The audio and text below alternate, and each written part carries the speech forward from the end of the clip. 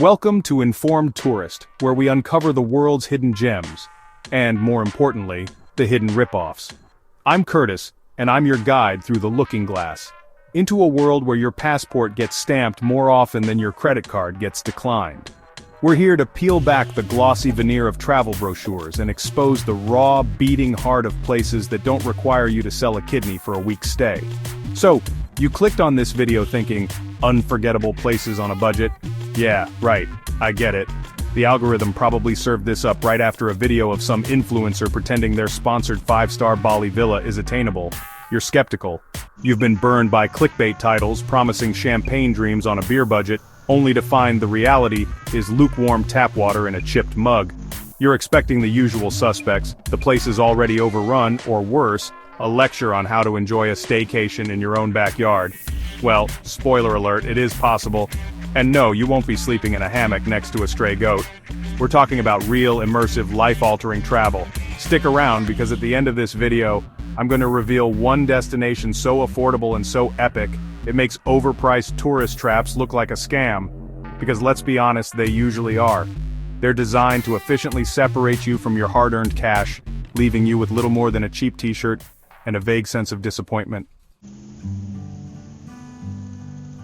First up, let's talk about Mostar in Bosnia and Herzegovina. If your mental image of the Balkans is still stuck in some grainy 90s newsreel, prepare to have your prejudices pleasantly shattered. This place isn't just a postcard, it's a medieval dreamscape carved from stone and resilience.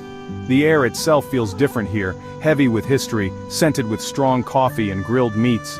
Imagine stepping into a painting, one where the artist had a particular fondness for turquoise rivers and impossibly arched bridges. That's Stari Most, the old bridge, the heart and soul of Mostar. It's not just a way to get from one side of the Neretva River to the other, it's a symbol, a daily spectacle, a dare. The original stood for centuries, a silent witness to empires rising and falling, only to be tragically destroyed and then painstakingly rebuilt, stone by original stone. The river itself, the Neretva, is this shocking shade of jade, so clear you can see the smooth stones resting on its bed. Little cafes and artisan shops cling to the cliffs, their terraces offering views that would cost you a week's wages in some other, more self-important European cities. Here it's just part of the everyday fabric. And the coffee. Forget your overpriced, lukewarm, chain store concoctions.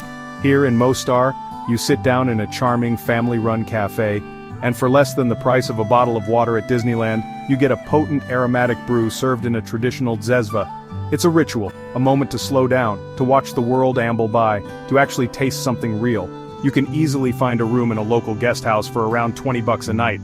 Not a sterile, anonymous hotel room, mind you, but a place with character, maybe a balcony overflowing with geraniums, run by a family who will likely offer you homemade rakia before you've even put your bags down. This isn't just accommodation, it's an invitation into someone's life, a chance to see the city through the eyes of those who call it home. Then there's the food. Forget tiny, artfully arranged portions that leave you hungry. We're talking hearty, flavorful, honest cooking, sevapi, pljeskavica, burek plates piled high with grilled meats, savory pastries, fresh salads. You can eat like a king, a sultan, a conquering hero for under $10. It's the kind of food that sticks to your ribs and warms your soul, cooked with pride and served with genuine hospitality. And yes, about that bridge, the Stari Most. Young men from the town, members of a centuries-old diving club, make the leap from its apex into the icy Neretva below. It's a display of courage, tradition, and perhaps a touch of youthful bravado. For a fee, and after some training, tourists can attempt it too. It's a long way down, a heart-stopping plunge. Alright, let's head south, way south, to a place where the colors are brighter, the flavors are bolder, and the word budget means you can afford an extra shot of mezcal. I'm talking about Oaxaca, Mexico. And for those of you wrestling with it, it's pronounced Oaxaca. Get it right, or at least try. The locals appreciate the effort. Oaxaca is a city that assaults your senses in the most glorious way possible. It's a culinary heavyweight champion masquerading as a charming colonial town. The air is thick with the smell of roasting chilies, simmering moles, and the earthy perfume of corn tortillas being pressed by hand. This isn't just food, it's a religion, a birthright, a deeply ingrained part of the cultural DNA. Forget your sad, overpriced airport sandwich. In Oaxaca, for what you'd pay for that limp lettuce and questionable mystery meat, you can embark on a gastronomic odyssey. Street markets like Mercado Benito Juarez or Mercado 20 de Noviembre are sprawling, chaotic cathedrals of food. Here, vendors hawk everything from chapulines, toasted grasshoppers, surprisingly crunchy and savory, to mountains of fresh fruit and intricate Oaxacan cheeses. The moles here aren't just sauces, they're complex symphonies of flavor, sometimes containing dozens of ingredients, each one a closely guarded family secret passed down through generations. Mole Negro, Coloradito, Amarillo, each a different universe of taste. You haven't lived until you've had a perfectly cooked piece of chicken or turkey enrobed in a rich, dark, enigmatic Mole Negro. It's a culinary experience that borders on the spiritual. And then there are the tlayudas, Oaxaca's answer to pizza, but so much better. A massive, crispy corn tortilla slathered with asiento, unrefined pork lard, don't be scared, refried beans, Oaxacan cheese, avocado, tomato, and your choice of meat tasajo, cecina chorizo. It's a handheld feast, a glorious mess, best eaten with your hands and a cold cerveza, or even better, a smoky mezcal. Ah, mezcal, tequila's older, wiser, more interesting cousin.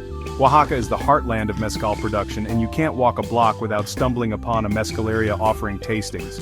From the intensely smoky to the surprisingly floral, each small batch mezcal tells a story of the agave plant it came from, the land it grew on, and the hands that crafted it. Chapter 3. Georgia, not the state, but a whole other state of mind and wallet. Now let's shift continents. We're heading to a place that often gets a confused look when you mention it, Georgia. No, not the one famous for peaches and Coca-Cola. I'm talking about the country, nestled at the crossroads of Europe and Asia, a place with a history as rich and complex as its legendary hospitality. This is a land of ancient monasteries, dramatic mountain scenery, and a culinary tradition that will make you question every bland meal you've ever tolerated. For what you might drop on a forgettable dinner in Atlanta, you could spend an entire day, maybe two, exploring the vibrant capital, Tbilisi. This city is a captivating blend of old and new, where crumbling balconied houses lean against sleek modern architecture, and sulfur baths have been soothing weary travelers for centuries. It's a city that doesn't just tolerate its eccentricities, it celebrates them. One of the first things you'll notice is the sheer, unadulterated friendliness of the Georgian people. Hospitality here isn't just a custom, it's practically a national sport. You might find yourself invited into a stranger's home for a traditional Georgian feast, an experience that involves copious amounts of food, wine, and elaborate heartfelt toasts. Prepare your liver and your heart. Let's talk about khachapuri. If you haven't encountered this marvel of human ingenuity, prepare for a revelation. It's essentially a cheese-stuffed bread boat, often with a runny egg yolk nestled in the molten cheese center. Yes, you read that right. A bread boat, filled with cheese, it's decadent, it's delicious, it's probably not cardiologist approved, but who cares when something tastes this good and costs mere pennies? And khachapuri is just the beginning. Georgian cuisine is a revelation. Khinkali, savory dumplings filled with spiced meat and broth. Eat them carefully, suck out the broth first. Bakali, vibrant vegetable pâtés made with walnuts. Badriyani nigzit, fried eggplant rolls stuffed with walnut paste. It's a cuisine that's both rustic and refined, utilizing fresh local ingredients and a dazzling array of herbs and spices. Tbilisi itself is a city best explored on foot, or by its surprisingly efficient and cheap cable cars. Chapter 4. Albania, Europe's best-kept secret, for now. Our final stop, and the one I promised would make those overpriced tourist traps weep, is Albania. If you're picturing grim, gray, post-communist bloc imagery, erase it. Albania is what people Europe will be before they check their bank statements after a week in Paris or Rome. It's the Mediterranean dream, but at a price that feels like a delightful mistake. This is a country blessed with crystal-clear turquoise beaches along the Ionian and Adriatic seas that rival, and often surpass, anything you'll find in neighboring Greece or Italy, but without the shoulder-to-shoulder crowds or the soul-crushing bills.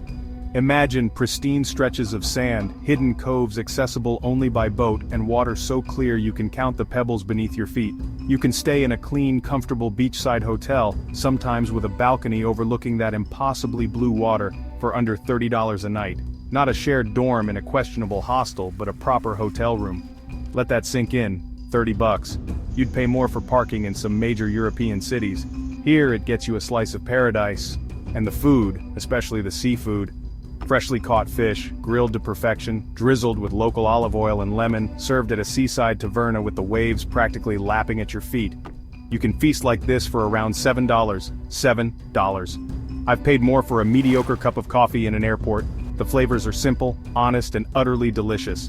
But Albania is more than just beautiful beaches and cheap eats. It's a country steeped in ancient history. Explore the UNESCO World Heritage Site of Butrint, an archaeological park that showcases ruins from Greek, Roman, Byzantine, and Venetian civilizations, all layered on top of each other in a stunning natural lagoon setting.